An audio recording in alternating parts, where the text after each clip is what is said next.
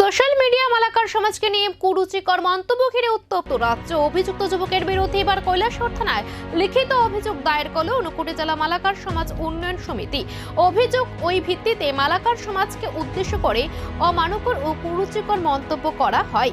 ভিডিওটি সোশ্যাল মিডিয়ায় ছড়িয়ে পড়তে রাজ্য জুড়ে ক্ষোভ ছড়িয়ে পড়ে। ইতিমধ্যে বিভিন্ন থানায় অভিযুক্তের বিরুদ্ধে একাধিক অভিযোগ দায়ের হয়েছে। এর ধারাবাহিকতায় মঙ্গলবার দুপুরে ঊনকোটি জেলা মালাকার সমাজ উন্নয়ন সমিতির পক্ষ থেকে কৈলাসহর থানায় একটি লিখিত এফআইআর দায়ের করা হয়।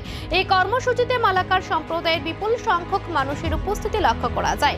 সংগঠনের পক্ষ থেকে স্পষ্ট জানানো হয়েছে, আগামী 3 দিনের মধ্যে অভিযুক্তকে গ্রেফতার না করা হলে বৃহত্তর আন্দোলনে নামবেন তারা। সব মিলিয়ে এই ঘটনাকে কেন্দ্র করে রাজ্যে উত্তেজনা বাড়ছে। এখন নজর পুলিশ প্রশাসনের পরবর্তী পদক্ষেপের দিকে। আমি বিগত দিনে এই যে ধর্মনগর নিবাসী এই শিবাস দেব আর পিতা বিপুল দেব, বিষ্ণুপুর ওয়ার্ড নম্বর 3 থানা কদমতলা, জেলা উত্তর ত্রিপুরা।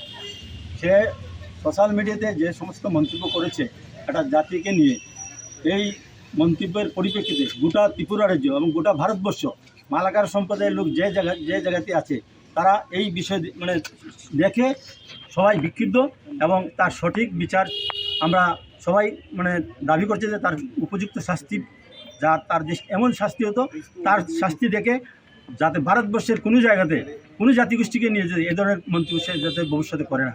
এবং তার এই মন্তব্যের কারণে সনাতন ধর্মের যে একদম কুলাঙ্গার সন্তান, আমি বলবো তাকে, সনাতন ধর্মের বিভাজন সৃষ্টি করার জন্য সে একজন কুচক্রী, যার জন্য তাকে পুলিশ প্রশাসনের মাধ্যমে কঠোর শাস্তি।